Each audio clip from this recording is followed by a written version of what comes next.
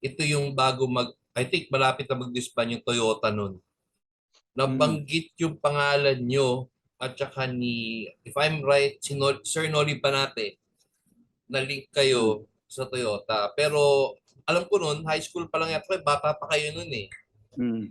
Totoo ba sir yun o totoo ba Yeah, that high school pa ako, pa-college na ako. So, finishing high school na ako, that was like third conference na kumbaga sa PBA. yun? Parang third conference sa PBA bago hindi pala, oo. Hindi pa pala nagdi-disband yung Toyota nun. So, Pa-disband in-invite na kami. sila. Oo, in-invite kami. I think mga 1981 siguro yun kung as far as I can remember, mga 1981. Mhm. Ah, si Arnie Tuadles, player ng Toyota nun, 'di ba? Player ng Yeah, university, coming from University of the Visayas, si yeah. Arnie. Mm-mm. So, nangyari nun, si Arnie inutusan ni Ed Ocampo. Ed Ocampo was the head coach of Toyota that time. Mm-mm. Inutusan siya, pinapauwi sa Cebu, pa-contact ako. Kasi that time, Jaworski and Arnaiz siguro Yeah. injured siya. Ang point guard lang nila is si Emer Emil Legaspi. Gaspi. Yeah. Oo, so yun ang utos ni Coach Ed kay Mm-mm. Arnie. Tapos nung dumating si Arnie sa Cebu, hindi niya ako na-contact, hindi niya ako nahanap. So wala talagang information. So hindi ko alam kasi ah, hindi ko alam kung hinahanap ako ni Arnie kasi di rin siguro niya alam kung saan yung bahay ko, gano'n. Kasi that time nung high school ako, si Arnie nasa professional na, eh. So walang nangyari. So ngayon, tinawagan ako ngayon nung isang agent no'n, si Jamie Martinez, na na ang Toyota interesado sa'yo, yung kumbaga sa maglaro ako sa Toyota. Sabi ko, ah, wala akong wala akong alaman tungkol diyan kasi wala namang information na dumating. Kaya nga kasi nga hindi ako kinausap ni Arnie, 'di ba? So ngayon, sabi nila parang kung gusto mo, lumipad ka sa Maynila. Tapos mag-try out ka, bibilhan ka namin ng ticket, gano'n. Tapos mag-stay kayo sa quarters for like 3 days, parang para mag-try out. So dalawa na kami no'n, ako tsaka si Anthony Mendoza, yung binabanggit dun.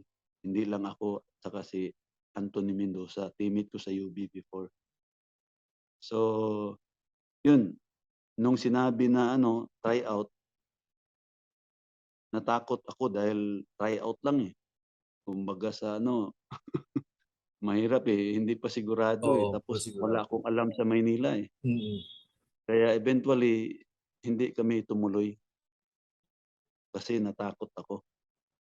So yun, hindi natuloy, hindi kami pumunta dun kasi walang assurance ba na nabibigyan kami ng contract. Mm. High school pa ako nun, kaka-graduate ko lang high school. Tapos nangyari nun, sir, kung hindi nyo tuloy, tinuloy nyo na yung college nyo. Oo, nung college na ako, naglaro na ako, tapos naglaro na ako sa Siniswerte, commercial diyan. Yung sinasabi Dati, nyo, kaya, oo, under ni Toro Valenzuela. mm, Noong time inoperan ulit ako kasi nandun na ako sa Maynila, eh. oo, Dun nakapag-try out kami talaga. Tapos nakausap namin ang manager pa nun si Rodriguez, hindi Arlene. si Arlen. Hindi si Hindi, Arlene. hindi, Jack. hindi si Arlen, Jack Rodriguez. Oo.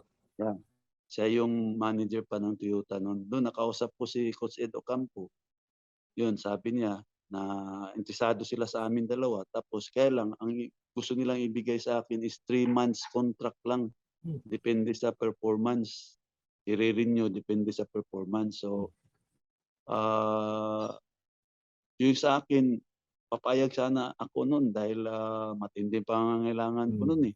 Mm. Kumbaga sa ah, ang isip ko nun yun na yung chance na maging professional ako. Pero nung sinabi nila na 3 months lang, tapos ang option is kung maganda performance saka ka-i-renew. Wala naging ano si Anthony Mendoza kasi sabi ng tatay niya at saka si Coach Turing Valenzuela sabi nila, "Wag niyong tanggapin, wag kayong pumirma kaagad kasi hindi sigurado 'yun, guaranteed na i-re-renew kayo tapos 3 months lang balik na naman kayo sa amateur." Gano'n, parang gano'n ba. So, kaya 'yun, pangalawang chance hindi hindi pa rin natuloy dahil 'yun nga yung, usapan, 'yun nga yung contract na ibibigay sa amin.